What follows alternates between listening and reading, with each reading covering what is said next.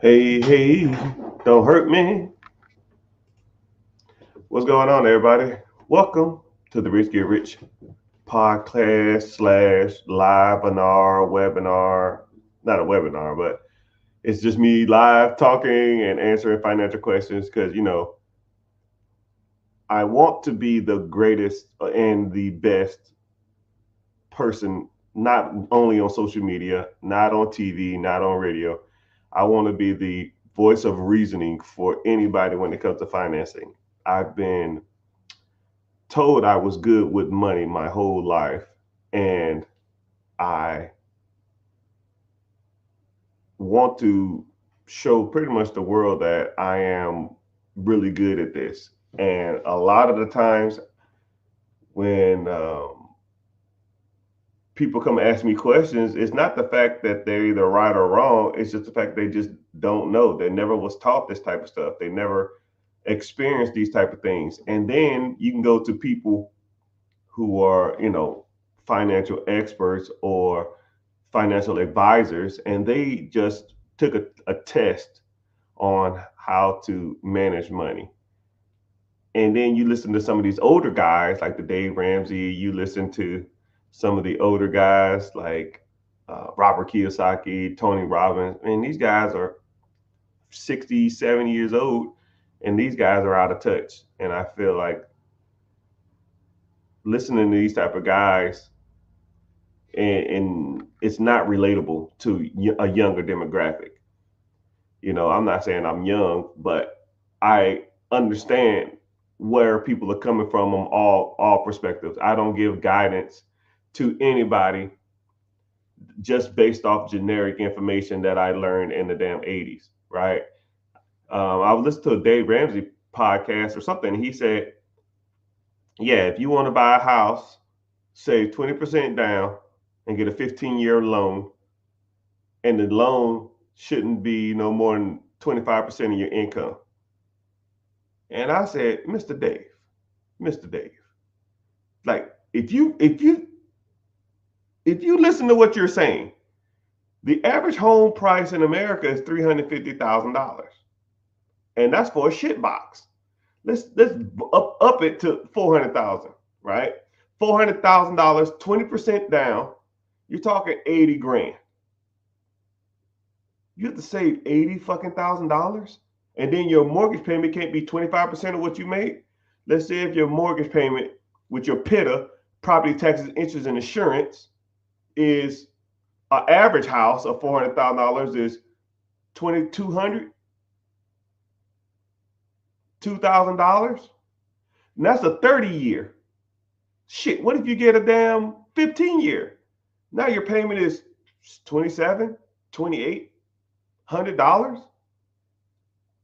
2,800 times 4 is comically somewhere in the range of $115,000. I don't even know what that is. Hold on, let me see. 28. I'll get my handy dandy calculator though. 28 times 4. Yeah, $2,800. He said 25% of your take home pay. That's $112,000. The average medium income in America is $54,000. So he pretty much dismissed everything that, and he dismissed the majority of people in America. When people say shit like that, that means they're out of touch. I can't tell somebody to save up $80,000, get a 15-year loan, and make $115,000 a year to make a house payment. That shit sounds stupid as hell. I hope somebody clip this out and tag his ass, because you sound stupid, Mr. Dave. That is not applicable. Yeah, that shit worked in 97. Not 20, 24, 25, 26. Doesn't work. I don't know, because he has multiple millions of dollars. He's making all this money from the book sales. He's making all this money from tour. That shit can work for him, but it doesn't work for everybody else, Mr. Dave. Right? And then the bad part about it is he finessing on the book. You know what? I don't hate on anybody. Mr. Dave, I wish you the best. However, it doesn't work for the average person. And that's where I come in. I give reasonable guidance that average people can adhere to. Because that's the type of people I meet every day. That's the type of people I meet on the streets. That's the type of people I meet on social media. Average Joe, medium income, want to get a house, want to own a business, want to own investment property, want to own some real estate, want to own a side hustle that makes them money. That type of shit. But you can't do it if everything in society tells you to do something opposite. Because society will tell you, go out here and get a job, go to college, get married, have babies, and all those other kind of society norms that people tell you. And that shit's, it don't work. Why am I listening to society on how to get ahead in life when society's not ahead in life? Oh my goodness. Why am I listening to my teachers on how to get ahead in life and they complain about how much money they make? Oh, they don't want to hear that one. They don't want to hear that. Why am I listening to my college professors when my college professors, average college professors don't even make the average medium income? Why am I listening to my parents when it comes to money when my parents don't make an average income? My parents ain't rich.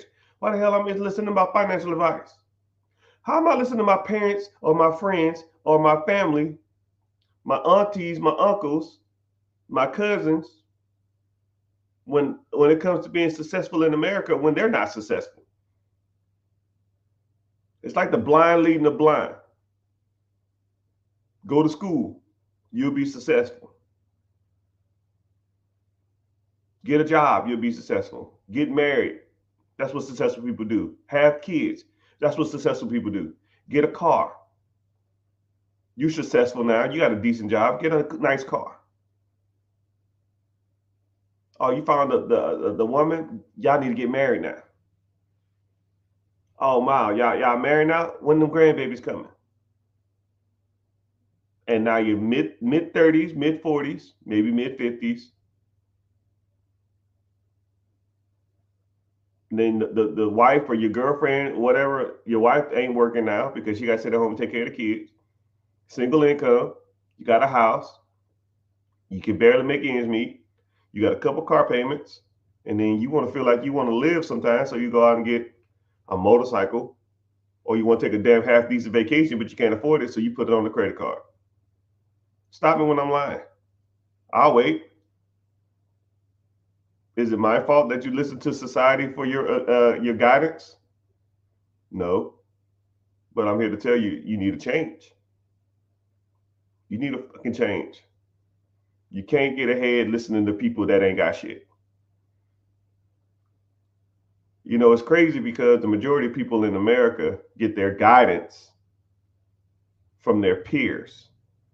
But if you really look at your peers, are there really people that you want to be listening to? I mean, truly, right? Or from a young age, you was taught from your teachers, do good in school, get good grades.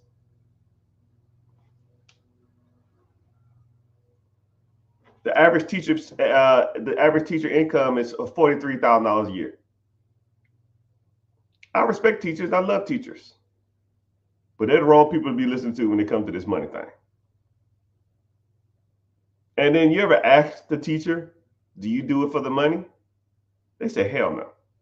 I do it because I love it." Now, anybody who chooses passion over money should not be giving me a money guidance.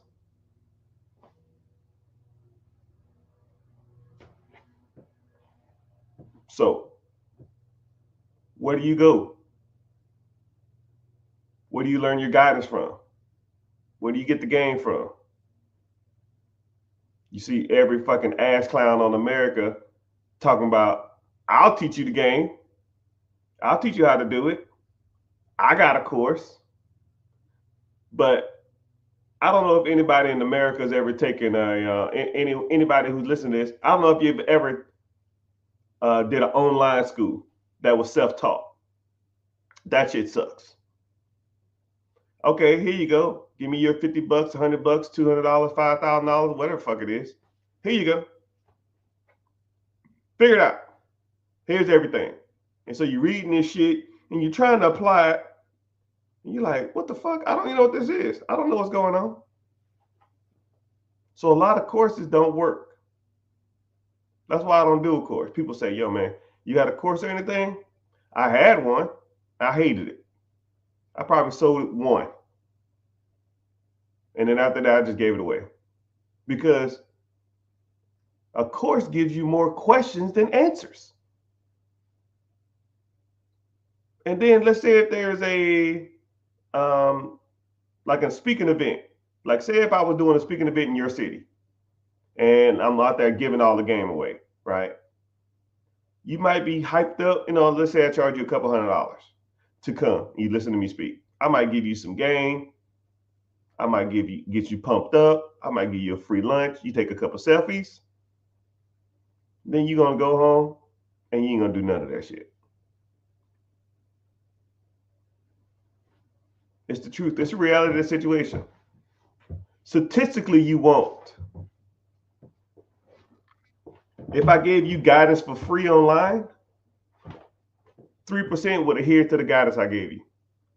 If you paid me for guidance, for one-time guidance, 9% will adhere to it. But if you had a system in place with ongoing training and learning on a regular basis, 87% of success. And that's what people need. And that's what I offer. It's ongoing forever. As long as you want it. So everybody's asking, do I do mentorship? Do I do any of that stuff? So that's what I do. If you're interested, click the link in the bio and join the free class. But I'm not going to harp on it too much. You can do it or not. I don't care. I still give you a lot of guidance on these free things or talking live. Just ask the questions. I'll try to get to it. I'm letting the questions build up on multiple social media platforms while I talk about whatever. And then I'm going to try to get all these questions as soon as possible. So, first question of the day. Question about business acquisitions. So acquisition and disposition. Acquisition is just a fancy word for buying something or acquiring something. And disposition is just a fancy word for getting rid of something, right? So let's say if I say, hello, I'm a business acquisition and disposition manager, or I'm a real estate acquisitions manager. Or whenever you start getting to really heavy investing, you'll see like a disposition manager in real estate or a disposition manager in anything. That means that they're just a part of the outbound system. And acquisition means they're acquiring. So I have a business acquisitions. When do you secure funding? That's a good question. So if you want to buy an existing business, which one of the things that I like a specialty at is buying existing businesses. Because if you think about it, why start anything? Because you're impressed by it, because you want a sense of accomplishment. If you started a business today, will you make money tomorrow? More than likely not. Will you make money on Monday? More than likely not. Actually, you're more than likely to be in debt on Monday, tomorrow than you are today. If you start a business.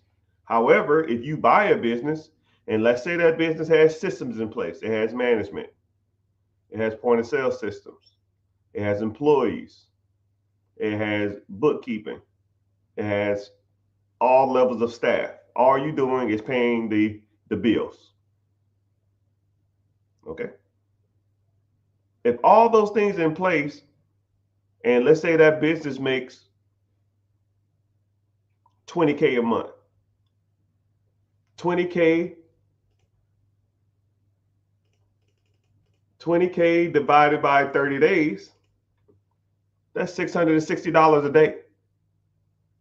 That means if I buy it today, when I wake up tomorrow, in theory, there'll be $660 in my account. Day two, 600 and sorry, 1,320 bucks. Day three, so on and so on and so on. Right? There's not too many products in the world or things that you can buy that actually makes you money every day owning it. It's not too many. There are some, but you have to learn the difference between good ones and bad ones. Not all businesses to buy are good. Not all of them are bad either. Some of them are awesome, and some of them are shitty, and some of them are mediocre. You got to learn the difference. But whenever you get funding, it depends. You should try to get funding as soon as possible. If you want to use funding to buy anything that produces cash flow or to grow your existing business or anything of that sense, you should be doing that as soon as possible. I almost tell people try to get the funding first, but be looking for different ways to different plays on things you can buy at the same time. And so for people that don't think the funding stuff works, I always show this one. This is a brand new one. $30,000 business credit. And this is legit. It's right here. It's right there. All right. And then also, for people that think this is like some old card or it's fake, here's the date.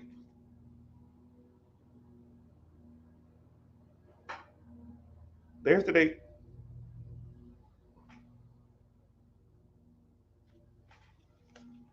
No. And here's the card. I'm not out here playing around. 30,000. Right. And on top of the 30, I just applied for that one because I got the offer and I know the good ones and the bad ones. Here's another $90,000, $900,000 worth of business funding. On top of my Centurion Black Platinum card, which is unlimited spending. So $930,000 plus an unlimited card. Now, let's say if you had access to, I don't know, I'll say $100,000 worth of funding.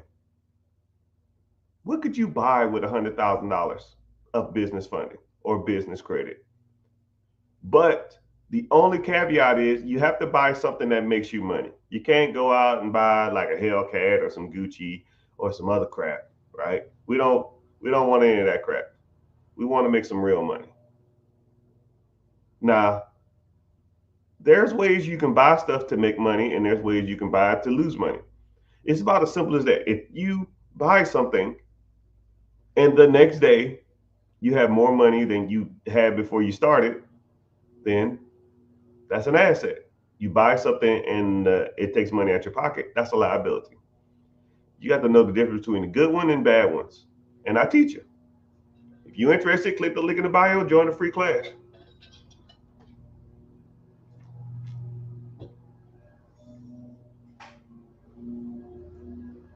So somebody said, can you speak on getting an SBA loan on a business that you want to acquire outside of the state you reside in?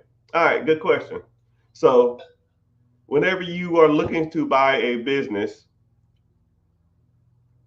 there's kind of two ways it comes when you're looking out of state. Actually, kind of three ways. So there's three ways to get funded buying a business out of state. If you are what they consider driving distance to the next state or the neighboring state, the SBA will approve it. But if you're not within the driving range, you have to get a different type of loan. The federal government is kind of wishy-washy on them loaning money, and you're not going to be near the business. Even if the business is even if the business is not near, or even if it's a home-based business or it's an absentee business, if that makes sense. So let's say if you're in Georgia, right? Say if you're in Atlanta, if you want to buy a business in Tennessee, if it's in the driving range, the SBA loves it. It could be a work from home business, they'll approve that. But if it's a business that is absentee, then the SBA wants you to be in that range. If you're not in that range, then you have to go through a different method to get financing, which there's like 2 or 3 other ways. So be within driving range, one, or find the other 2 ways to get uh, access to capital to purchase that existing business.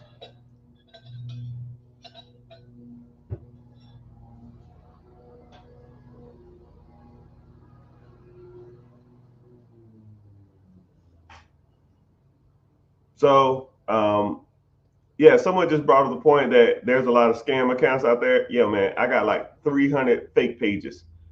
I don't choose to. I don't know why they're like that. I just know that I have them. I don't want them, but it is what it is. So if you see a fake page out there, um, check if it has a decent amount of followers, and More than likely, I won't ask you for money through a DM or nothing like that. Only thing that I offer is a free webinar. And if you come to the free webinar, you'll be interacting with me. And if you want to move forward on something, let's say if you wanted to get business funding, business credit, if you wanted to uh, get the credit options, or if you wanted to do a one-on-one or a consultation or any of that stuff, I'll only do it through the webinar because it's easier for me to track who's coming through it. And it also helps you know that you're engaging with me.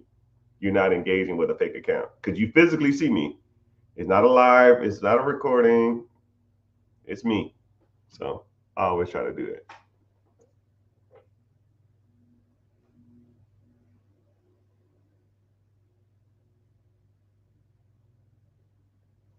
Someone said, "What do you watch? What watch you got on today?" Uh, GMT Master 2, something light. I don't too much care for it though. It's kind of small. I like bigger watches. I think this is like a 39. I'm almost like I like 43s, 44s.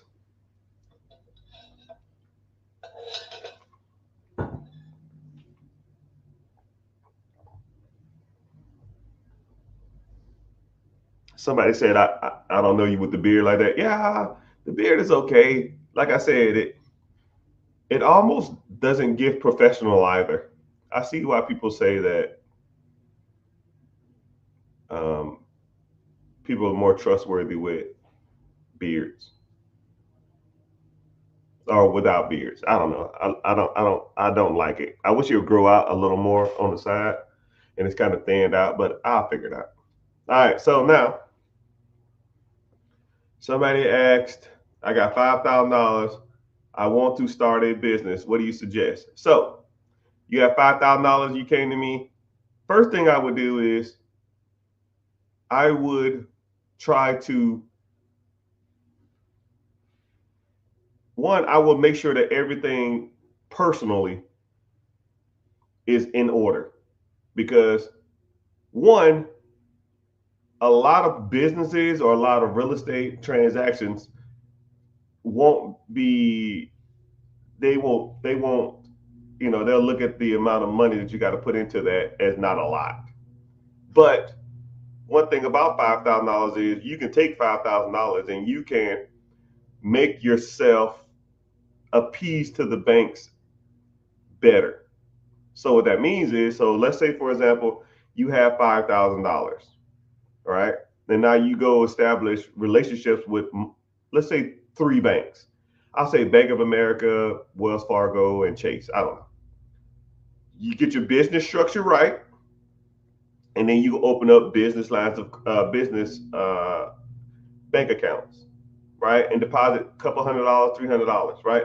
Banks are relationships based. I always use the analogy of a woman who has kids. because it's just easier to comprehend. You want to date the mom, but the mom has kids. You go over to her house and you say, "Hey, I want to take you out on a date."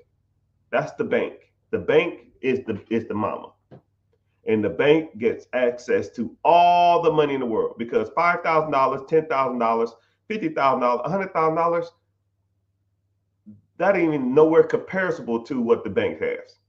So you go to the baby mama and you say, "Hey, I want to date you, right? I want to marry you. I want to be the best thing in the world to you." And they're gonna say, "Well, I have kids. Are you taking care of my kids?" And then you say, "What kids you got?" "My primary checking, my personal savings, my business savings, my personal credit cards, my business checking,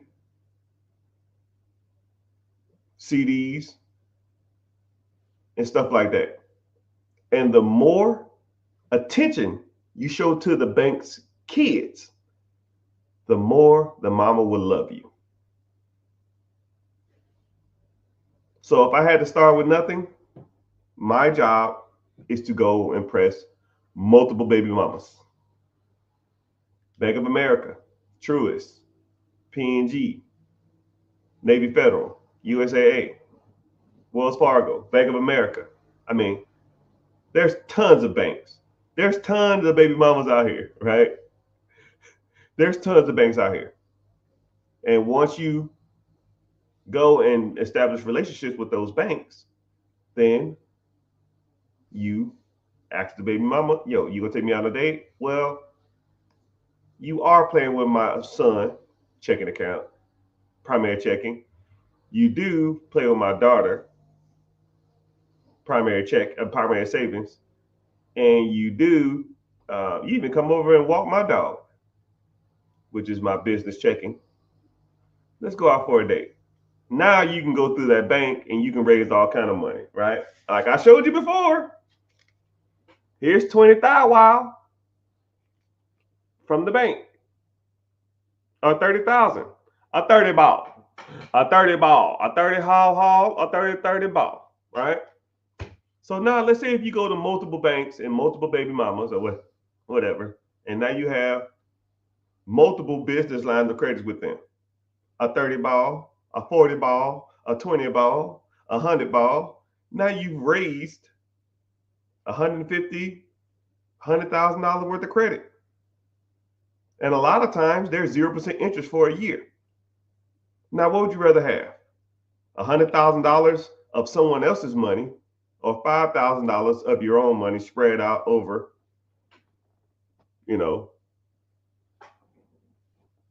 you rather have $5,000 in one account or $5,000 in four accounts, and those four accounts gives you access to $100,000 worth of line of credit. It's still your money. You just spread out over multiple accounts. And now you go and use the bank's money, and yeah, you can buy whatever you want. Now, better question is, you say, what can you do with $5,000? What can you do with $100,000 now of line of credit from four different banks? And that's the game, people. Some of it, at least, or a lot of it. Well, not a lot of it. There's a lot of stuff that you need to learn. But no one talks about this at school. Your friends don't talk about it because they ain't damn doing it. Your coworkers ain't talking about it. They just want to go to work, do work, go home, and watch football. And I'll sit up here and talk about this stuff all day. In theory, this is my job. I just wake up, take a quick shower, do a quick shave, sit on here, make money. That's the game, right? Or use other people's credit or other people's funds and buy assets that produces cash flow, storage units, vending machines, businesses, donut shops, ice cream shops, freaking whatever, insurance companies, tech companies. it don't make a difference. Now you got to know what the difference between a good business and a bad business is. But that stuff's easy. It's a learned skill, just like everything in the world is. It's just a learned skill. You have to learn that skill. You got to learn how to find deals. You got to learn what a good deal is. You got to learn how to negotiate. You got to learn how to get across the finish line, and then you got to learn how to manage those assets to produce you a good income. And a lot of it comes from allocating work to other people. You got to learn how to manage people. If you can't manage your finances, how are you going to manage other people's finances or a business's finances? Boss of all bosses.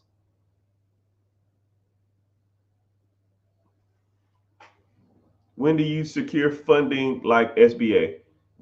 SBA funding is, you're saying it weird, right? SBA funding is not really funding, it's just a loan. But if a person came to me and they said, "Yo, man, I found a business I like, and first of all, I got to figure out if it even qualifies for SBA 7A loan." Some businesses don't qualify for a 7A SBA loan. It depends on the purchase price, and it depends on the person's down payment, and it depends on the type of business. Some businesses, I'll kind of go in a little bit into this. I don't really want to deep dive, but some businesses will not qualify for SBA loan, right? Some businesses the government will not loan money on. Some adult clubs they won't. Some like companies that deal with like weed or like a dispensaries and stuff, they won't loan on that. And there's a handful of other stuff. Like I said, I'm not gonna get deep dive into it, but there are some businesses. But let's say, for example, the business that you found does qualify for SBA, right? First of all, it has to financially make sense. Okay, so if a business that you want to buy, it has to financially make sense. If you are rolling with me or you're part of my mentorship or anything like that, you 90% of the time you won't even bring me a deal that I've already, because once I teach you how to look for deals and I teach you how to evaluate them, everything else is irrelevant. You will not bring me anything that doesn't fall in certain criteria because it's like I said, once you learn a skill, like that's like me teaching you how to walk, and then you come over here to my, "Hey man, can I crawl on the ground to do this?" And I'm like, "Why are you crawling? I already taught you how to walk. You just go walk, right?" And you say, "Okay," and then you go walking, and then you come back and you say, "Yo, I walked and found this," and I say, "Yeah, okay, yeah, that's good." But once you understand that there's certain criteria that you should be looking for in these deals, you understand that, cool, let's press forward. And then once you evaluate it, and if you want me to evaluate it, then what you can do is you can take it to the SBA, which I know 5 SBA guys, and they will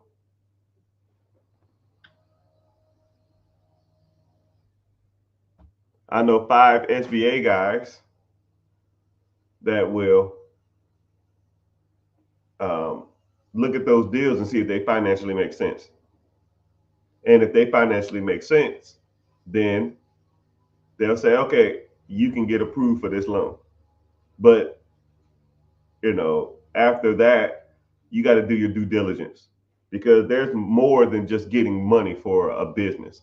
There's more to getting money for a real estate deal, right? You got to look at if it's real estate, you got to look at the property, see if it has a tenant in it, see how much work it needs, see what the appraised value is, see how much you're getting it for, and all of the other kind of stuff, right? When it comes to a business, you got to look at the P&Ls, you look at the year to date, you got to look at the tax returns, you got to look at how much the equity stake, you got to look at. I mean, it's a lot. So you got to know that back end stuff too. So there's a lot of things that you should know, or a lot of things that you should know. But thank you everybody for being on here. I appreciate it. We got a decent amount of people on social media.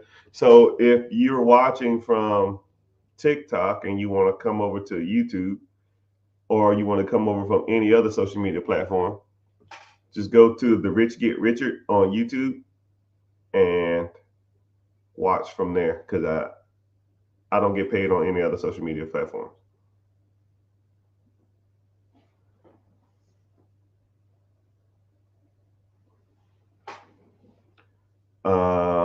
How do I look at deals to see if it's worth my efforts? Yeah, you just got to learn, right? If you want to get into the mentorship, or you want to get into the coaching, or you want to get into a deep dive, or even a one-on-one session, when I break the stuff down, I do. You know, it's kind of crazy is when I meet people and they want to learn like super in depth, or I teach like a mass class or something, I'll always ask them 5 questions before I start. And the 5 questions are like just vague questions about owning a business. And no one ever passes the test initially. Nobody. So once they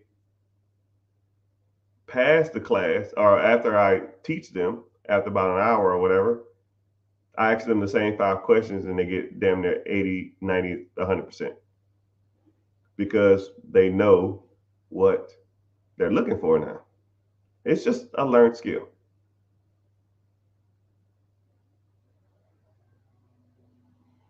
All right, somebody said, I don't want to get off topic. There's no such thing as that. Do you have any advice starting a biz with a partners?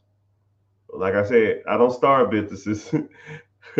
But if I wanted to buy a business, or let's say, for example, if I wanted to start a business from with a partner, I would make sure everything's in on paper and get everything, signed and notary, because I don't want, you don't want to damn do deals with people and it come back to backfire you in the future.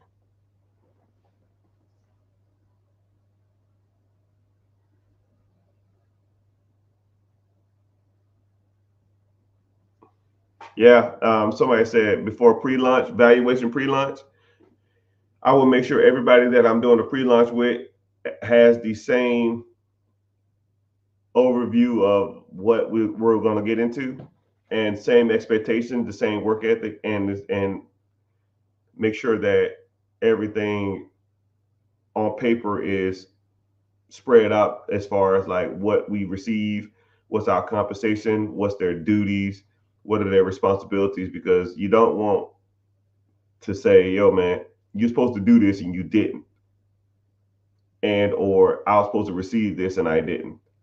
But if you already have a contract that stated that this is your responsibility, and or this is what I'm compensated, then you won't have that issue.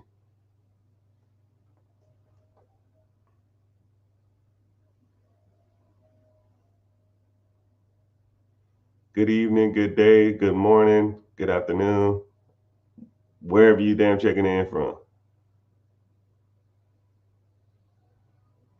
Someone said one more time. I don't know. Someone one more time. Good evening, good morning. T, what's happening? The interest rates are ridiculous now. Interest rates are, they are what they are. If a deal, this is what's crazy about interest rates. If a deal makes money, like I don't even look at the interest rates. A lot of people say focus on the interest rate. Look at the interest rate. Interest rates are high. Man, if I give you $1 and you give me back two, but the interest rate's at 99%, do I care? I mean, let's be real. If I put $1 into a bucket, I wait an hour and I come back and there's $2 in the bucket, and I take the $2 out. And then I take the $2 out, hold it in my hand for a second, I put the $2 back in the bucket, come back in an hour, and I take the $2 out the bucket. Now that's $4. Do I care how much interest the bucket made off of me? Oh man, you could have made $3 on the bucket. Nah, I don't care. You could have made $2, instead of having that extra dollar. Don't care. If I put $1 in the bucket, and I leave and I come back and it's $2 in the bucket, I don't care how much I don't care how much they charge me for that process. Don't even care, right? You have to look at it like that too, especially when it comes to home ownership too. When you look at home ownership, if you're buying a house and the house payment is just as much as renting, or you can house hack and rent out rooms of the house, or get roommates, or split half the house, get like a duplex or a fourplex or a quadplex or a triplex. You live in one unit and you rent out the other ones. I don't care what the interest rates are. I don't care. That don't make any sense to me. Like I did this one property. Actually, I closed on it maybe 3 months ago. I got it at a deal. I got it for 130, and it was worth 190. Okay, so simple math. That's $60,000 worth of equity. Okay, 60K worth of equity, and I financed the property at 7.5% interest. My PITA, property taxes, interest, and insurance, PITI, was really PITA PITIM, property taxes, interest, and insurance, and my management fee, which is 10%. It rents for 1,700. All my fees is 1,150 or something. I'll round it up to 1,200. If I'm getting 1,700, my fees are 500. I mean, it's 1,200. I make $500 a month. Plus, I got $60,000 worth of equity just sitting there. Whenever I go to sell it or go to refinance it or take a HELOC or whatever on it. Now, how many people in here would do that deal? How many people would buy a property, have 130 into it, it's worth 190, so you make 60, rent it out for 1,700, and your bills is $1,200. That's $500 a month. How many people would do that deal?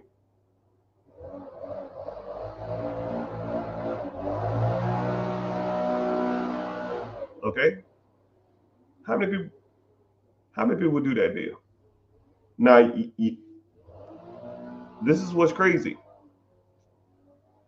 I didn't say shit about interest. I did. I said about 7.5%, 8%. But in that deal, the interest rate could be 15%. I'll probably still be breaking even on the rent, but I still got $60,000 worth of equity. And that's how we do it. That's why people say, yo, the interest rates are high. I don't care about that. Don't care. It's real money to be made out here. You just got to know how to evaluate deals. Or you can negotiate. And then this is what's crazy. Since the interest rates are so high, use interest rates in your favor. If interest rates are high, when you're negotiating with an owner, you say, hey, interest rates are high and they want a lot of money down. Why don't I just pay you directly and I don't have to go out and get a loan? If I got to put 20% down at the bank and they're going to charge me 7.5%, 8% interest on an investment property, why don't I just pay you directly? I'll give you the money down and I just pay you. That way, you pay less in taxes. I don't have to go get a loan. And then I'll balloon you out in like 5 years. So all that money you're making, you're paying less in taxes. Because let's say if I give you $200,000 cash right now, or $200,000 from the bank, you got to pay capital gains tax on that at 30% juice. That's $60,000 in taxes. Do you want a bill for $60,000, sir? Hell no. I know you don't. So this is what I'll do. I'll give it to you. I'll give you a down payment. We'll say $20,000, $30,000. And then I'll make you monthly payments So this year, you'll pay less in taxes. And then next year, you pay less in taxes. The year after that. So in theory, you're making more money just over time. Do you what? And then you ask them stuff like, what do you need the money for? If they need the money to, buy a new house somewhere else, okay, well, how much you need for a down payment? 20,000, 30,000? Cool, I'll give you that. Now negotiated owner financing terms. Because the interest rates are high. You see how the world gives you shit, you make it sugar, man. That's what you do. The world is full of crap, and you got to make the good from it. Interest rates might not be good. And then I have a paid off property in 8 years or something. And then if I want to go refinance, then I can go pay them a ridiculous interest. But now I'm just getting all that money in a refinance since it's debt. Now I don't pay capital gains tax on my refinance. Wow. It's almost like someone knows what they're doing. Would you advise against closing a business that no longer generates money with? Probably not. One is I don't know what kind of business it is, so it's kind of hard to say what I would do. One, I don't give advice either. So this is just my opinion, right? Just my random old internet opinion. So no. One, two, somebody might can turn that business around. I don't know how much energy, effort you've devoted to the business. You can sell it to somebody else, but if it's not generating any money, more likely no one's going to buy it because it ain't generating money. And better yet, why isn't it generating money? Have you done everything humanly possible for this business to either fail or succeed? You've been working on marketing. You're working on advertisement. You're doing direct customer letters. You do like newsletters. You do freebies. You do. I don't know. I don't even know what kind of business it is. That's like a super vague question. But the answer generally, if it's, I don't know if your overhead is negative, equal, or greater. Meaning that, let's say if your overhead to operate this business is 10K. If the business makes 10K, you're just a wash every month. It doesn't make anything. Businesses like that, you can kind of turn around. If you're just breaking even, right, you can kind of turn some of them around. I mean, and also too, if you have 10K worth of expenses, but you're only bringing in 8,000, meaning you're losing $2,000 a month, then those are a little more complicated, right? No business can sustain losing money every month. None. It's almost comically impossible. And if your overhead is 10,000 and you're making 11,000, then that's a profitable business.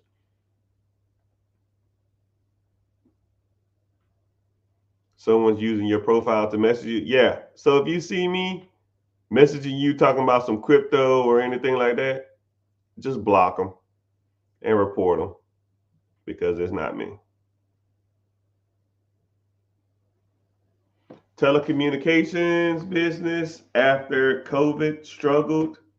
Had a partner, was working with the family, partner passed, and it wasn't able to keep it going. So you gotta, so this is what's crazy. The business that you're talking about was, I'm real big on systems. If a business cannot thrive without the individual, without a particular person. So I'll give you a great example. Y'all know who, I won't say David Copperfield. You know who Chris Angel is? Let me think. Chris Angel. David Blaine. Okay. If David Blaine's business model revolves him touring and then David Blaine dies, then that's not a business no more. I mean, if the whole business revolves around one person, then and that person's gone, then what did you really have? Like I like systems. I like things that can be plug and played. You know, it's almost like a checkerboard. If I lose a piece, I just slide another piece up.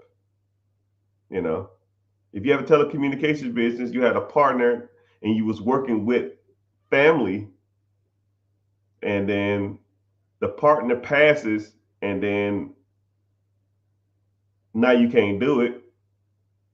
Either one or two things are going to happen.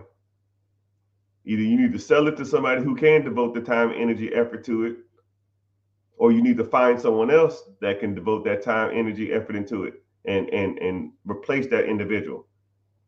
It sounds like you don't have a business problem. You sound like you have a personnel problem, and that person didn't give you the proper training to do that business.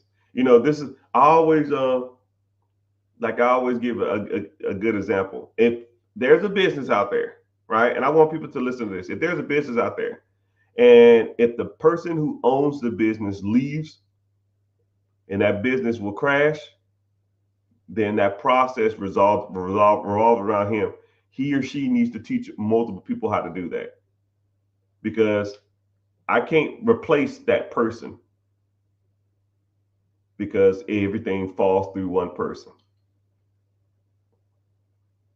So you probably got to look at a couple things. One, can I replace this individual that was working there? Then you have to look at if the person that was working there before, if his position is indisposable, right? If he brought in the majority of the stuff, if he was the reason people was there, if he had all the connections,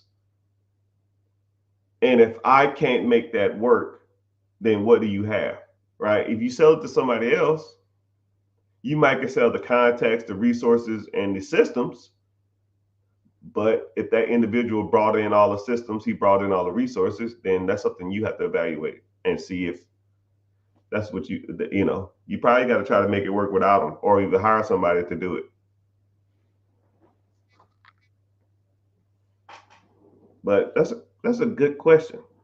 I don't want to guide you too much and too in depth, but it's like I said, still, like I don't know what no money brings in either. That's like it's like a weird statement.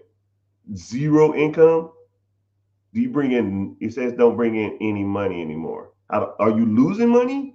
Are you breaking even? Or you just not bringing in as much as you want?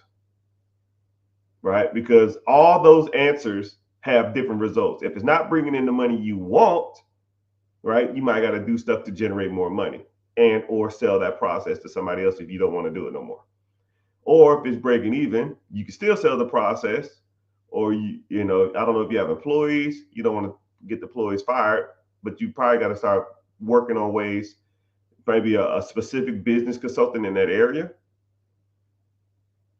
But if it's losing money every month, no person should own anything that should be losing money every month.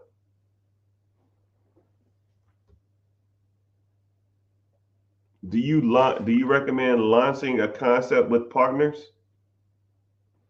Yeah, if you want to, but concepts statistically are hard to grow and hard to make work.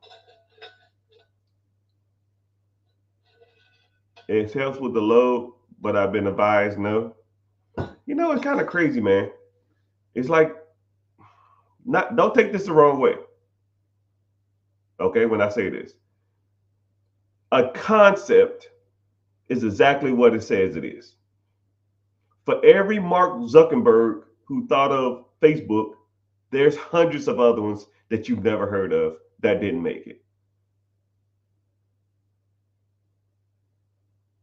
And I always say this: I'd rather have a piece of a watermelon than a whole grape. I'd rather have a, a, a piece of a pie than a whole cupcake, a whole mini cupcake.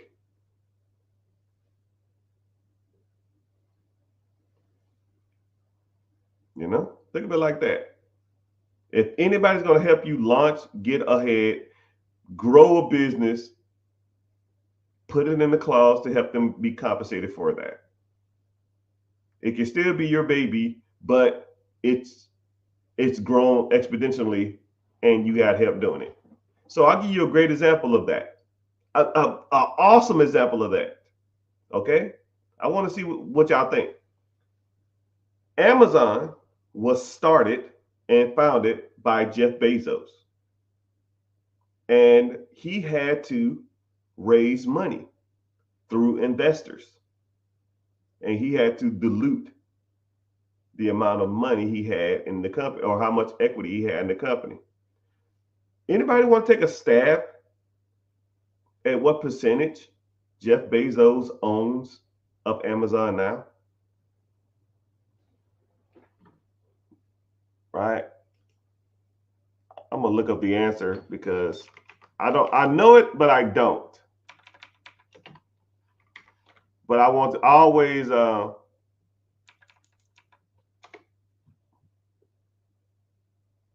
yeah. Damn, I was right. I didn't even have to look it up. I didn't even have to look it up. What percentage of Amazon is owned by Jeff Bezos now? Throw some numbers out, people. 50%, 80%. Don't look it up. Because if you look it up, I know if you say the number, I know you looked it up. I read this a while back.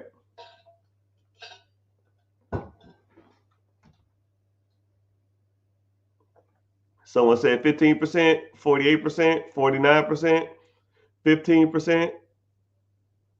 A lot of different answers on here. Someone said 2%. Damn, 2% of Amazon? That's low. The answer is, someone said 75%, 75%. The answer, I thank y'all for commenting too. I appreciate it. The answer is 8.9%. Jeff Bezos owns 8.9% of Amazon. Jeff Bezos is worth $200 million. $200 billion. So, what do we learn here? Individual stated, do you recommend launching a concept with a partner or partners? It will help with the load. I was advised or told no. Like I said, I don't give advice. This is just a random opinion from a random black dude on the internet. Jeff Bezos owns 8.9% of Amazon. You want to grow? Get help. Like I said, I'd rather own a piece of a pie than a whole mini cupcake.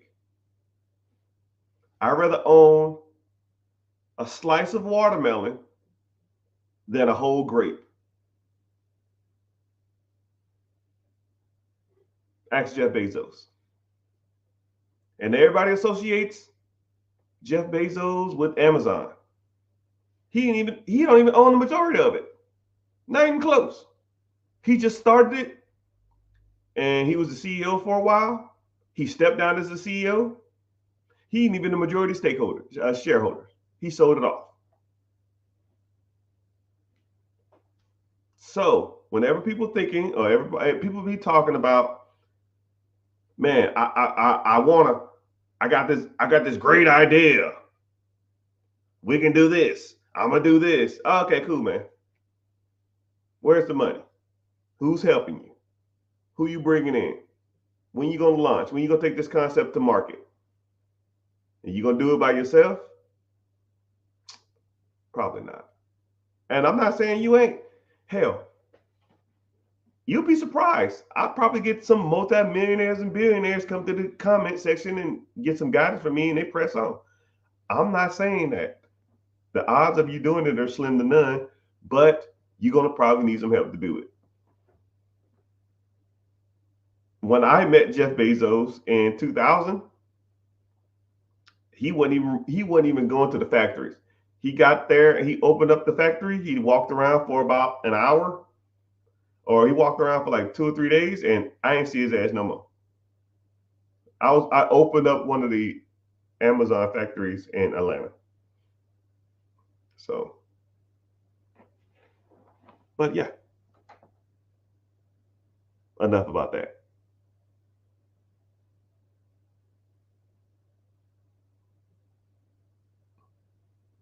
Yeah, it's crazy to think that Jeff Bezos only owns 8% of Amazon, 8.9. Now, if you want to fact check me, you can Google it, which I just did.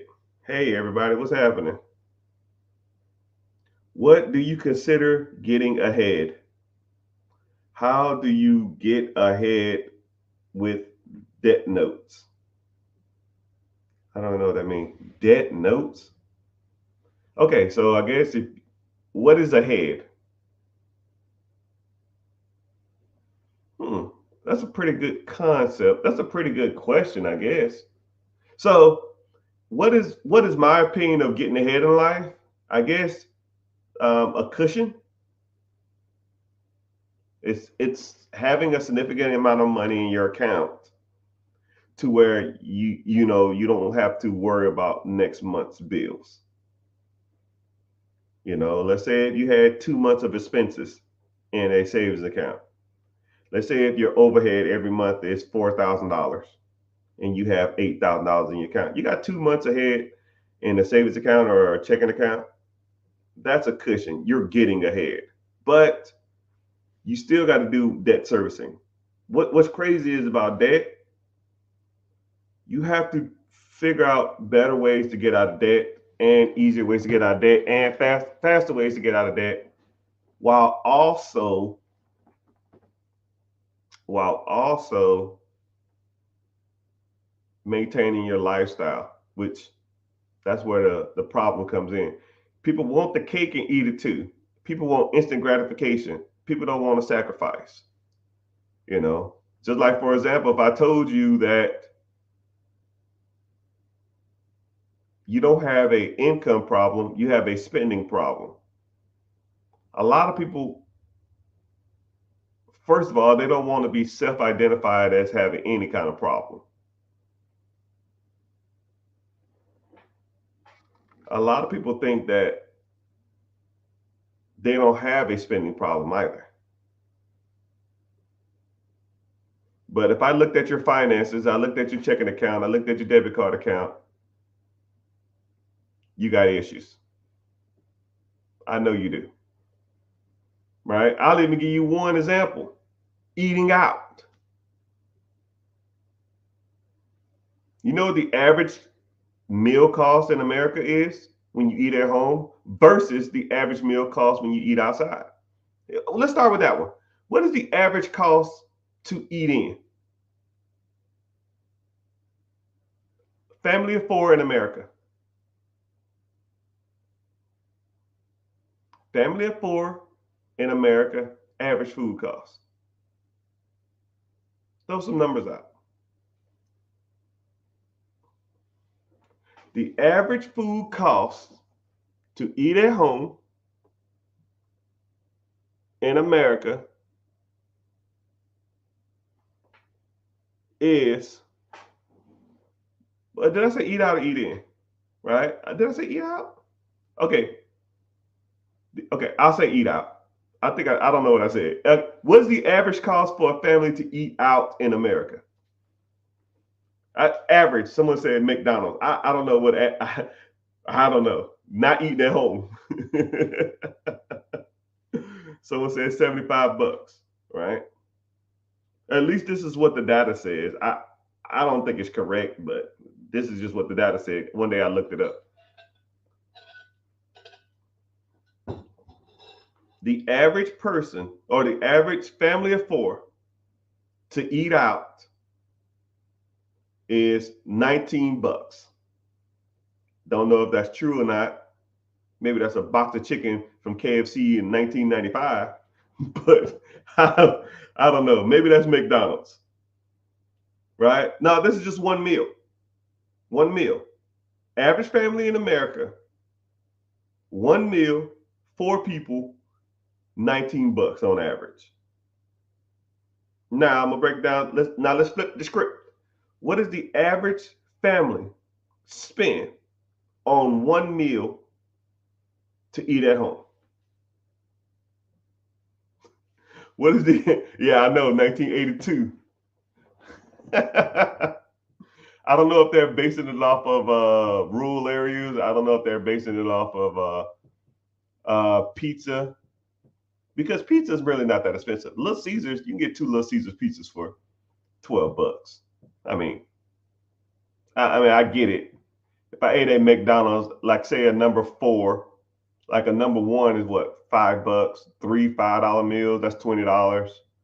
Well, it was $5. I don't know what the hell it is now. I don't eat that crap. So, what does the average family spend in America on staying at home and eating? Family of four.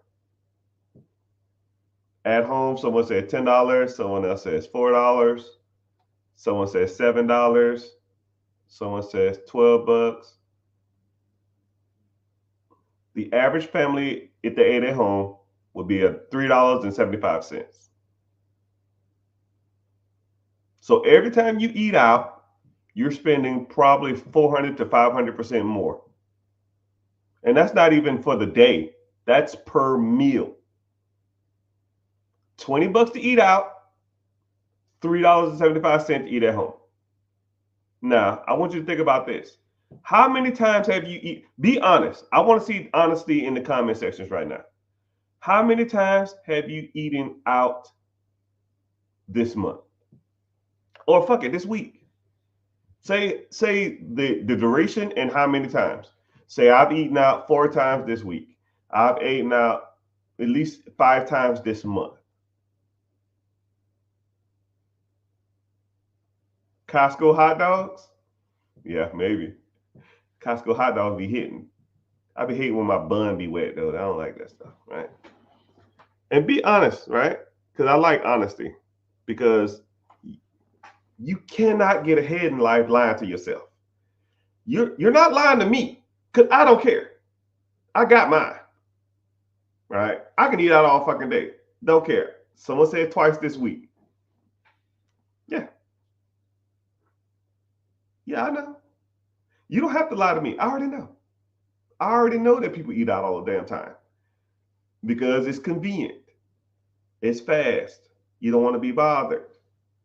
But you almost can't have your cake and eat it too. You can't eat out all the time and then complain you're broke. You know, pick a struggle.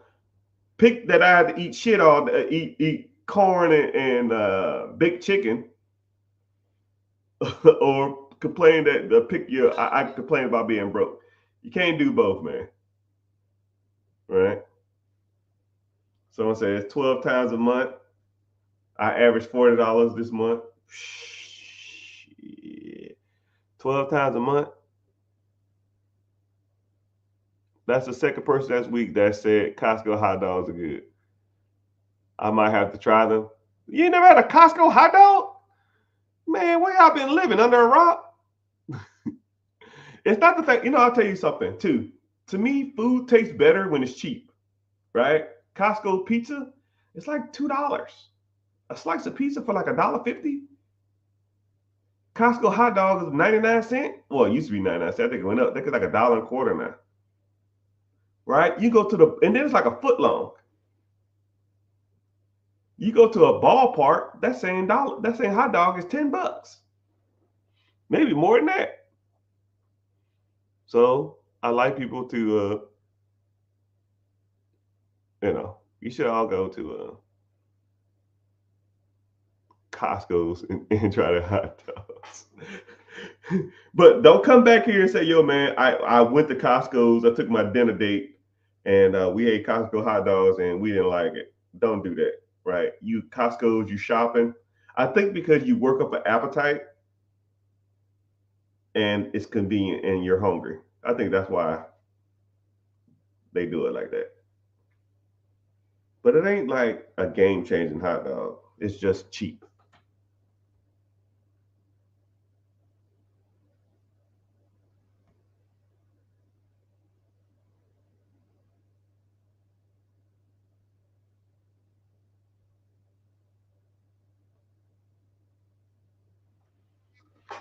Someone says, If you're working 80 hours a week, you're making $20, $30 an hour, should be the first three steps if the company has a 401k.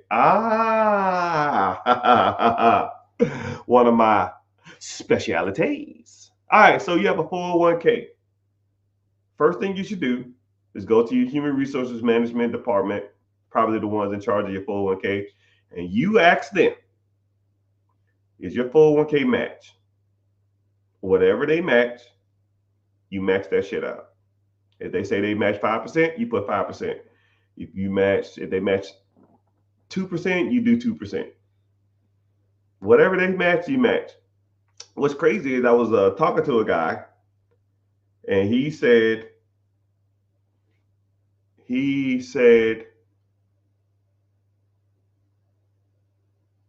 I got a 401k, and I've been working here for 10 years. And I said, you've been working for 10 years? Okay, how much you put in your 401k? He said, I didn't know anything about it, so I never did it.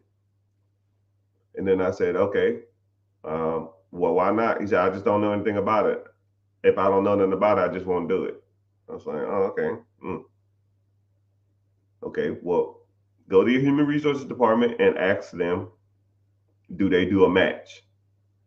And whatever they match, say, I want to start putting that money in the account to match it, because you need to start investing in that. Because 401k money is kind of like free money, especially the matching part. It's free money. So he comes back to me, I don't know, a couple of days later or some shit, and he said, oh, they say they match 7%. I said, to do what? He said, yeah, they match 7%. I said, so your company will match up to 7% of what you put into this pot. Yeah. And I comically wanted to go outside and scream at the top of my damn lungs. I said, young brother, you know how much money you've missed out on over the last 10 years? You have a 401k, meaning that, okay, so for those who don't know, a 401k is when your job offers a retirement program. So you put in money into your 401k, into that program. They will incentivize you to invest. So they'll give you what's called a match. And it's generally 1, 2, 3, 4, maybe 5%. TSP is the same thing as 401k. That's for a government program, though. They give you 5%. You put in 5, they give you 5. So let's say if your paycheck is $1,000, you put in 5% of your paycheck, that's $50. They will match the $50. That's 100% return.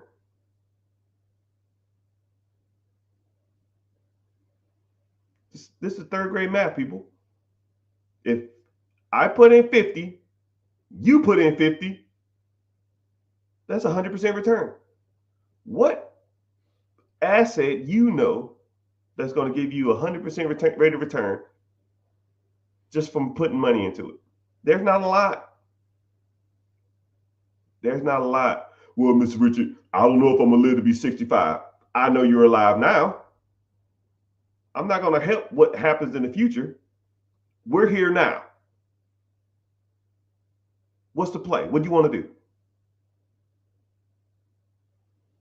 Because I hear that shit all the time. Well, I don't plan on working for him forever. I didn't say that. I don't even care. You put 50 into the bucket, someone else is going to put $50 into a bucket. This is a no-brainer, people. And then that's not even compounded interest. You put 50 into the bucket, they put $50 into the bucket. Now you got $100. They put the $100 into the stock market. Now the $100 is going to make you on average 10.1% interest every year. So now your $100 then made $10 year one. Now your $110 is going to make $11. So now you're at $121. Then you'll be at $12 at 10%. So now you have 133, and so forth and so on and so forth and so on. You're making interest on free money. I don't know why everybody doesn't do it.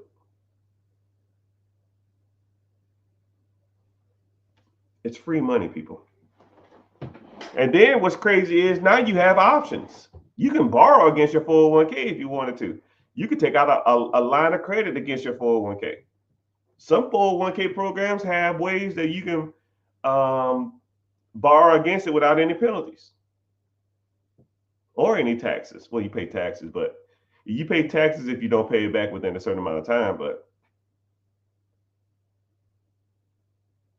there's not too many places that you can go get this free money, man. 401k is one of the better ones. I don't know if you're still in here, but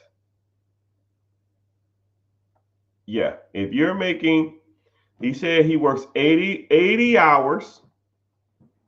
And then this is what's the crazy part about it is the individual who said they matched 7%, he was making about $105,000 at his job. $105,000 at 7%. 7% is like 7K. 7K matched. You're talking $14,000 a year. $14,000. I'll put in my handy dandy calculator because I put it in before, but I'll put it in for y'all because I don't remember the numbers. So if he puts in 7K,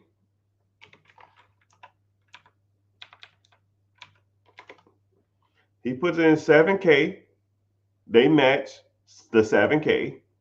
That's $14,000. $14,000 a year.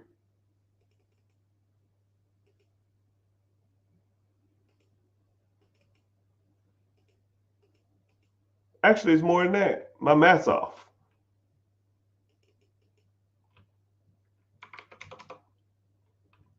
$1,400 a month is like $16,000 a year.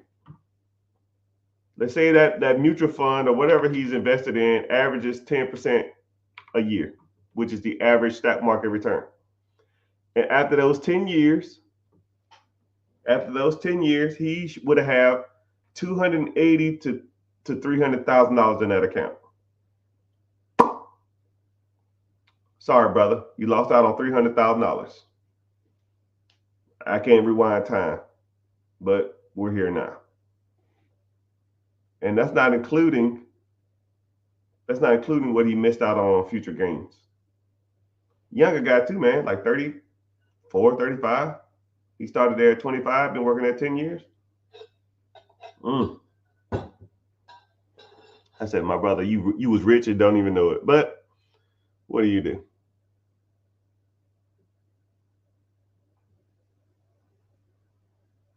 Someone says vending machines. All right, so I had multiple vending machines and or I don't even know what you want to call it. It was like a snack bar for an office. And that snack bar office vending machine, it was doing some serious numbers, man. But I mean, comically $50,000, $60,000 a year. However, it takes a lot of time. You got to devote a lot of time to stocking that shit up. And that's not including perishable items. That's not including refunds. That's not including your machines not working. That's not including hiring people to help. It just takes a lot. And if you're going to put that much time, energy, effort into it, you might as well put your time, energy, effort into something that produces more money. But some vending machines aren't that bad though, especially if it's close to you or you have multiple locations in a close proximity. Let's say if you live in a bigger city and you have 8 different machines. Yep, 8 different machines and a square 50-mile radius. It's gonna take you half an hour to get to the machine. It's gonna take you an hour to stock it, or half an hour to an hour to stock it, and then another half an hour to drive to your next location. Let's say you have 8 machines. It's gonna take you half an hour to get to one, a half an hour to stop. You gotta do that 8 times a day. That's 8 hours, not including traffic. That's not including going to buy the stuff. So you probably factor another 2 or 3 hours. Actually, probably a little longer than that. You'll be surprised how long it takes to go buy the stuff to fill a vending machine. Right. One thing about Sam's and Costco, though, you can go on their website and you can just order the stuff online and they'll pick it for you and they'll just have the stuff ready. I mean, it took me about 6 months to realize that they was doing this. And after, I wish I had social media then to where I could show y'all how much stuff I was buying and while I was putting in my little Prius. Man, that thing was, man, that was some good content. Man, man, I was dropping $2,000 a week in that damn place, man. Now probably about $2,000 a month. $2,000 or $3,000 a month in snacks. It was a lot. A lot.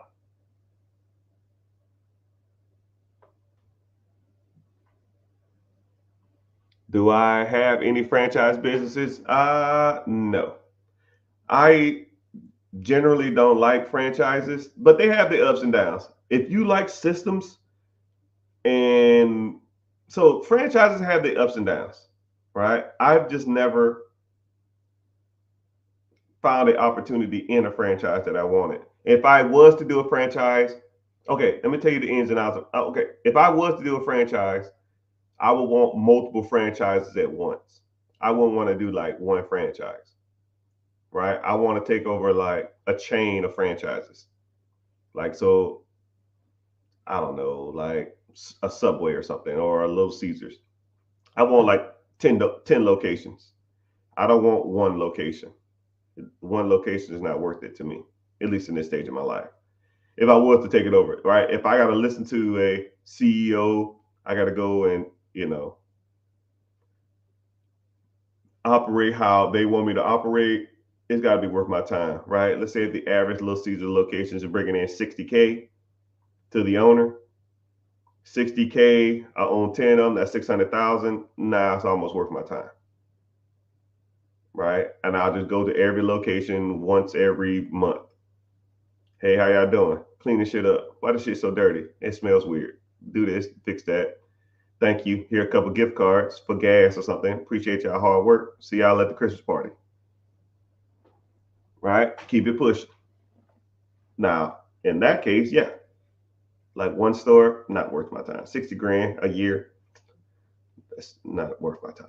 To have to hear some fucking CEO and some dude. But one thing about, okay, I'll give you the pros and cons about franchises though. So one thing about franchises that are good, if you don't have no clue what you're doing, or you're not good at managing people, you know, you're not good at systems and stuff, get a damn franchise because they have all the experts you need. They have the accountants you need. They have the tax specialists you need.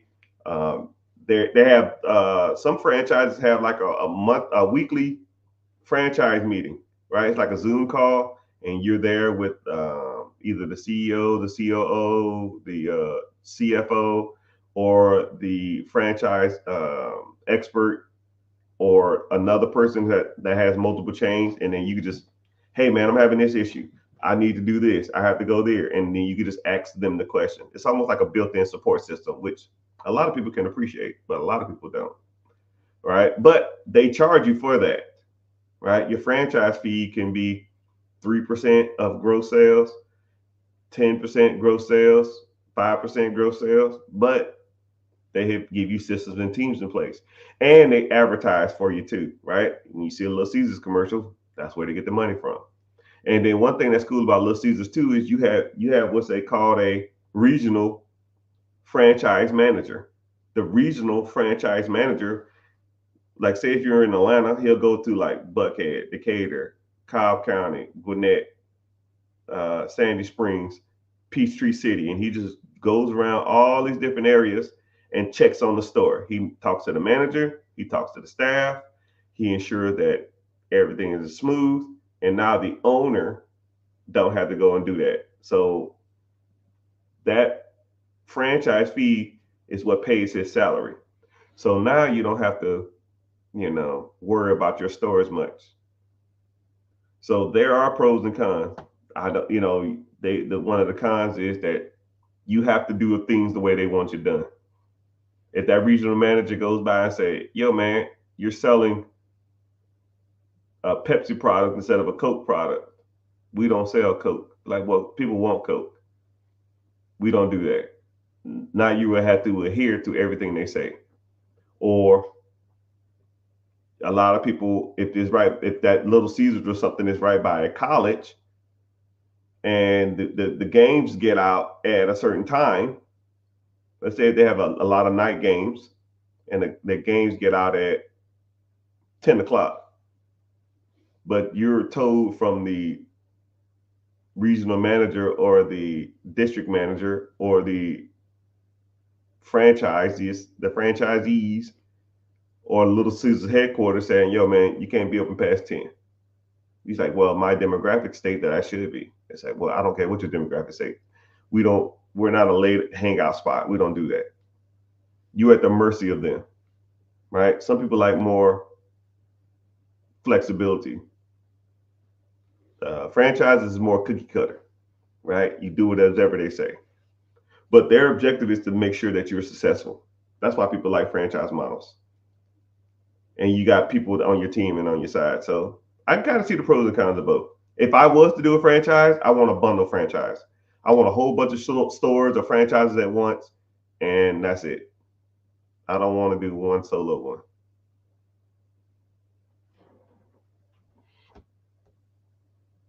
Where's the link? Link to what?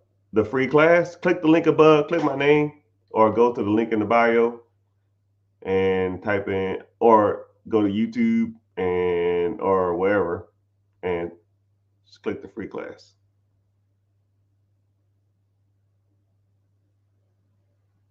What are your thoughts on a real estate course that costs 7K? It's more okay. I'm gonna be transparent on this, man. There's people on these apps that I get asked, is their stuff worth it? And me personally, majority of them are not. There are some good people out here, but one thing I try to focus on is if you wanted to do something, do it from learn it from people who are actually doing it and see how they can benefit you, and or look how well rounded the individuals are, right? I don't want to work with people who are out of touch when it comes to this stuff, right? If I'm on social media and I'm flexing a whole bunch of cars and I'm flexing my boats and flexing my houses and I'm really truly not talking about the shit that I want to learn, then why go through that person, right? But think about it like me, right? And I hate to plug myself, but I wouldn't be doing myself any justice if I didn't plug myself. You people come on here and ask me questions for hours on end, and I don't shun the questions away. I don't pick and choose certain questions. I answer answer every question on here, right? And I'm giving y'all this for free. Imagine what you would get if you signed up. Think about it like that. And then not only do I focus on real estate, right? I've made majority of my money initially in real estate. I've been buying properties since 2008. And then we can break down, some people focus on Section 8. Some people focus on syndication. Some people focus on Airbnb. Some people focus on BRRRR. Some people focus on lease options. Some people focus on sub 2. Some people focus on wholesaling. Some people focus on bird dogging. Some people focus on bird strategy. Some people focus on fix and flip. I do them all. I mean, why focus on one way to skin a cat when I can skin the cat 100 different ways? I mean, and then a lot of that shit's overpriced. A lot of that shit you can just Google. But what you want is somebody to walk you through the process. And that's what I'm good at. You have a question about something, You come to me and ask me directly, right? I know people that have programs. When you sign up for them, you get their team. With me, you don't get no fucking team. Well, you get the team, but you get me. You see my ugly face every week. And I'm asking you the questions. Did you do this? Did you go here? Did you do this? Did you do that? If the answer is no, then it's your fault if you don't be successful. But it won't be mine because I'm going to tell you what to do. You better take notes and listen and pay attention. Some persons came to me the other day. It was like, yo, man, every time I come to your class, I'm already tired from the day. I'll say, yep, I don't give a fuck what you are, right? You here to learn. Let's learn. Do this, do this, do this, do this, do this, and let's go.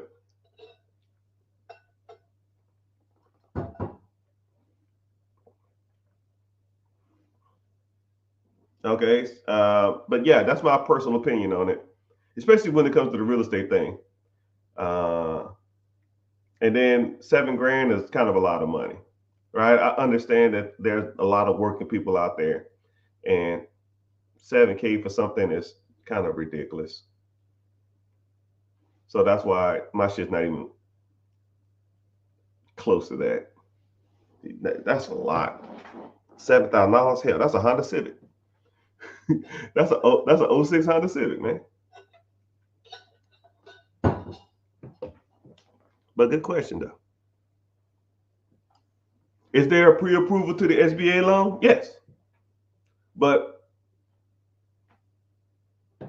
I've known people to get pre-approvals, but you don't really need them. It's almost like getting okay. If you get pre-approved for a loan for a business that you don't know you're going to buy yet, whatever you do find a business you're going to have to buy, you're going to have to go back and then get approved for the business you're going to buy. It doesn't make any sense. Hey, man, I want to get pre-approved to buy a business that I don't know which one I'm going to buy yet. Okay. It says your credit's good. It seems like you got a decent bank account. It seems like you have everything in order. I'm sure pre-approval. Okay. Whenever you come in here, we're going to have to approve the business. And then we're going to have to approve you to have this business. So we're going to have to pre-approve you again. So I guess if you want to get pre-approval, and I guess you say, because depending on what you're looking at, you don't have to. If you get into the program, I can tell you how much you can get approved for in 5 minutes. I can actually, you tell me how much money you have saved up, and I can tell you how much you can get approved for in the next 10 seconds. Hell, I didn't give you that off the top of my head. SBA standard loan is 10% down. You got 50K, that's $500,000. If you do owner financing, you can do 5% or 2.5%. 5% down. If you got $50,000, that's $1 million. 2.5% down if the owner agrees to 2.5%, 7%, 7.5% equity stake. That's a $2 million business. You need a pre-approval for that? No. Gave you that off the top of my head. You can get that on the website of the SBA too. But yeah, good question. Good question. It's called a big lump of knowledge got the juice. What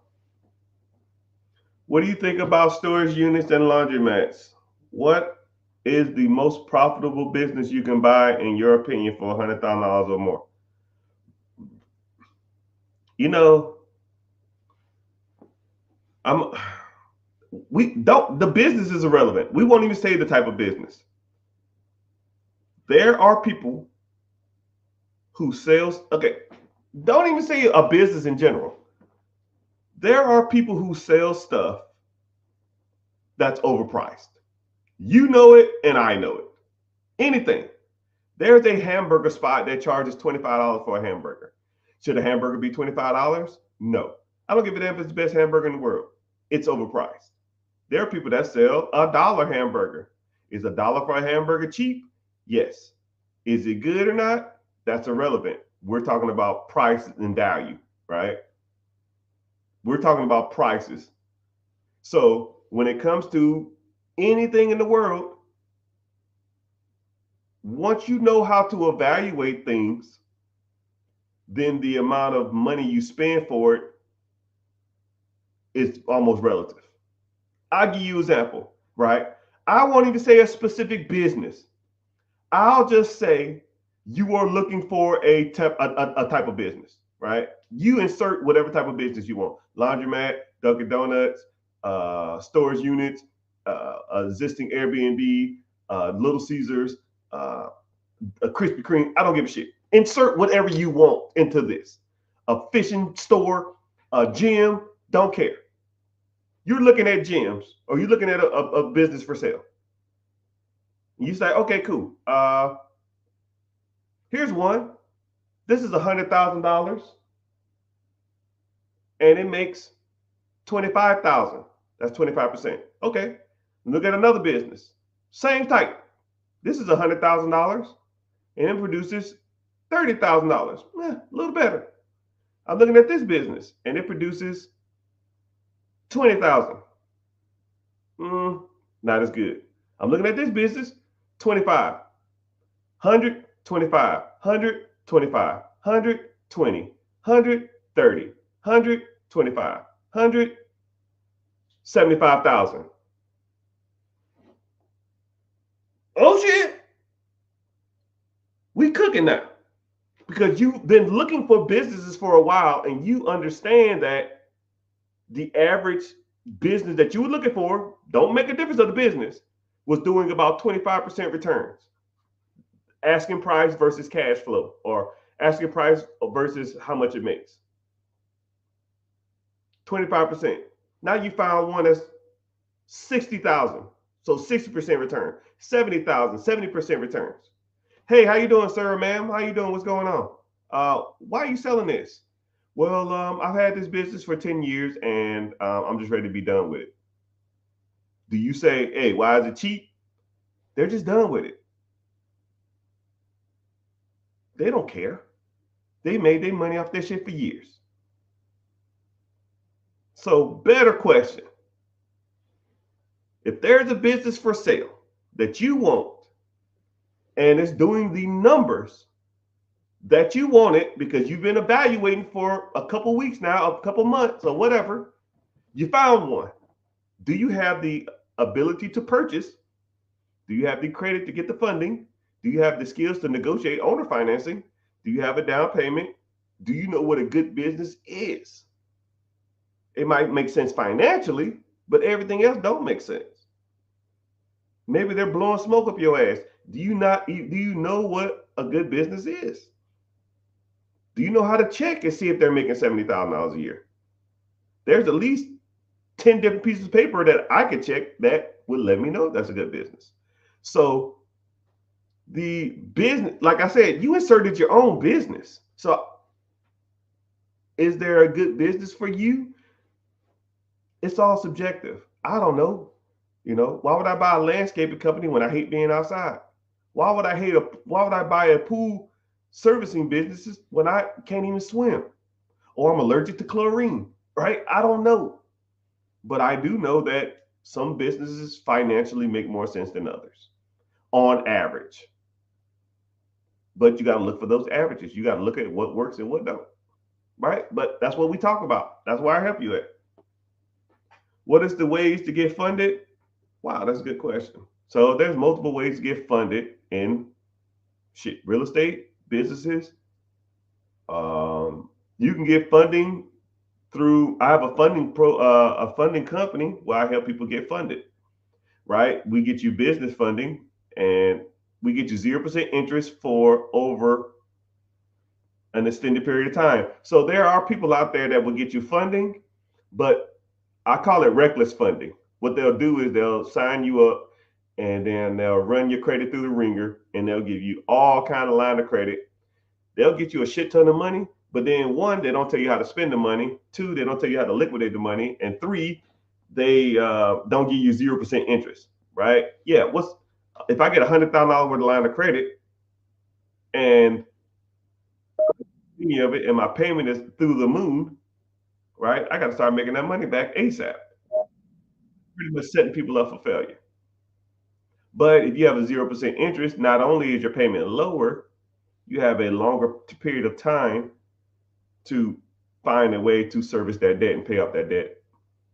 But my funding team probably has 10 different programs when it comes to businesses, right? You can get a you get a business loan to buy equipment for your existing business. Let's say if you're a farmer or you have a machine press or something like that, I can get you funding for equipment. I get you funded on accounts receivable. Let's say if you did a Kickstarter and you pre-order got $100,000 worth of pre-orders, and you want to fill those pre-orders. You want to take that money and grow the business more, but you want to use those pre-orders to grow your business or fill those orders. I can get you funded on order fills. I can get you funding to get you money to grow a business. I get you money to buy a business. I get you money to expand your existing business. I get you money for real estate. I get you money for Airbnb, side hustles. You want to buy ATMs? I don't give a shit, right? I have so many funding plays. You want to do an SBA Express loan? I can help you with that. You can do an SBA 7A, help you with that. You can do an SBA flat. I can help you with that. You want to take a loan out against if you have a certain amount of stocks, say if you have $50,000 worth of stocks, you can leave the stocks in the brokerage account. I can get you a loan against that. If you have a 401k, I can help you get a loan against that. I mean, it's pretty much every loan program that's out there I can help you with. My funding team will get you the money. If you want the money, we'll get it to you. And we try to get it to you as cheap as possible. I try to be responsible, man. I don't want to get people $1 million worth of funding at 35% interest and give them no direction. Not only do I help you get the funds, I show you best assets to buy with them, and I teach you the best methods on debt servicing. So whenever you do acquire those assets, the assets pay for the debt that you borrowed the money for. So now it's just a wash, or you make money, which that's the way everybody should be doing it. I don't know what the hell people be taking money and starting businesses. That's just trash.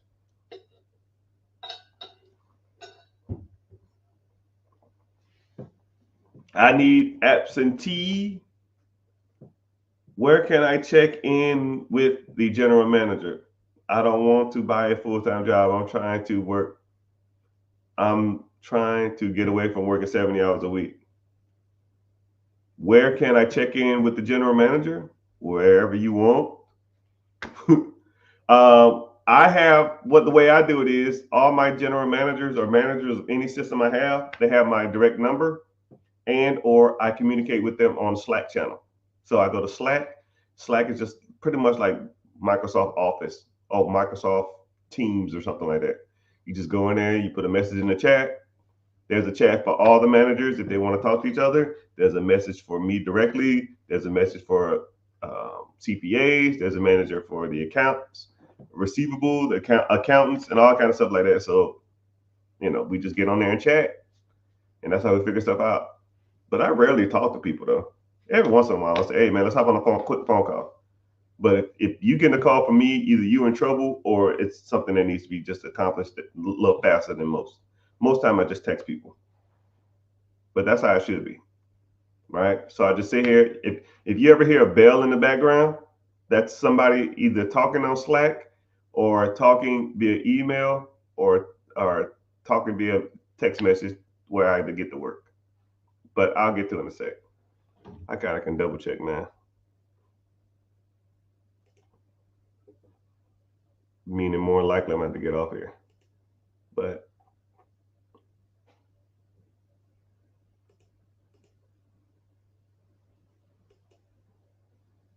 nope. Let me see. 1, 2, 3, 4.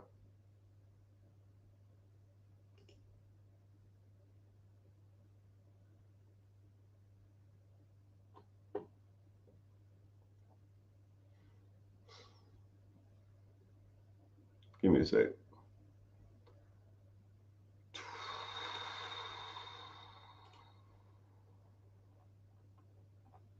I should have married Mary Kate and Ashley. But I do so much emailing that I pretty much made a quick response because I already have things that I'm already going to say to people.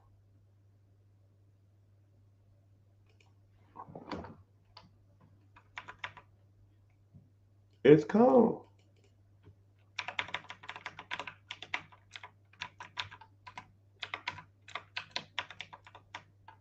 Come on now.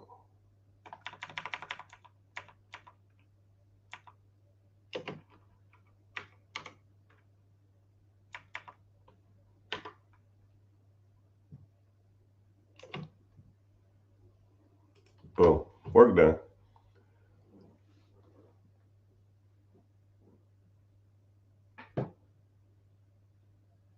That's where you come in, right?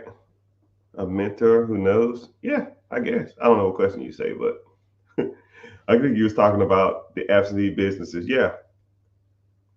And then I also focus on, I call it the four pillars. And I'm in the process of writing a book on this, which I need to start, but I got the concept down, but I just need to sit down and do it. Four pillars, right? Credit, investing, real estate, and ownership of cash flow producing assets. And we focus on that a lot. But once you understand and master those four pillars, you will have a better grip on a lot of the financing of your life. It's pretty nuts. He's not answering on TikTok. What do you mean? Ask the question.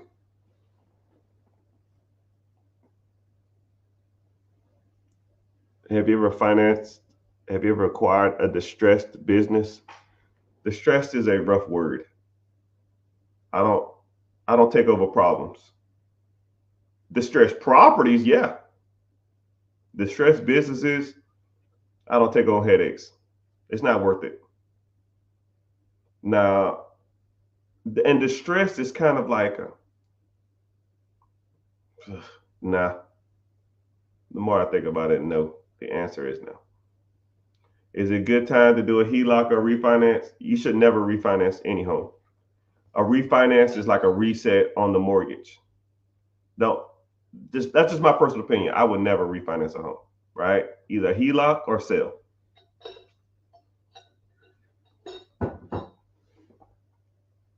Unless you do a portfolio loan, a portfolio refinance. Now that might be a little different, but depends on how much equity you have in the property. But I don't need to refinance anymore because I'm out of refinance. I'm beyond that. I hate restarting my mortgages unless you did a hard money loan or a private money loan. Like that's the only time you should be refinancing.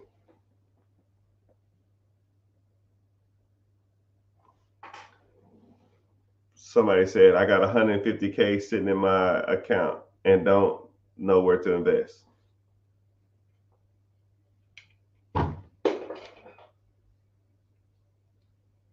Come to the free class tonight. We'll talk about it.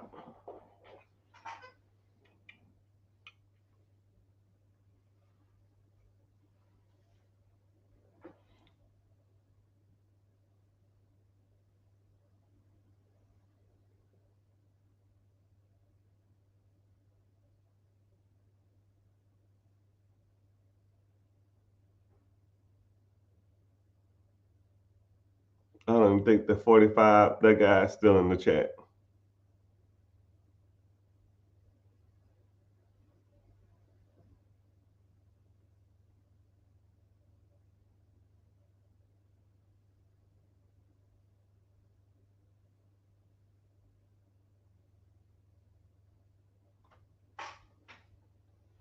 But as far as TikTok, not TikTok, Facebook, YouTube, Twitch, Instagram, I appreciate y'all being on here. I can only stay on so much time because it like kicks me out the system. But I appreciate y'all being here. I'll probably get off and then come back on because it just has to reset. But thank y'all for being here. If you're interested, I have a free class. Click the link in the bio, join the free class, and We can go from there. Make sure you subbing. Support is free, and turning your notifications on every time I come on. You can come in here and get some value, and think of the questions when you're out and about, or you see some opportunity, and you like, man, I think about doing this, man. This ain't bad. Bring the questions. Hopefully, I can get you guided and pointed in the right direction. Right. All right. YouTube, Facebook, Instagram. Later, dudes.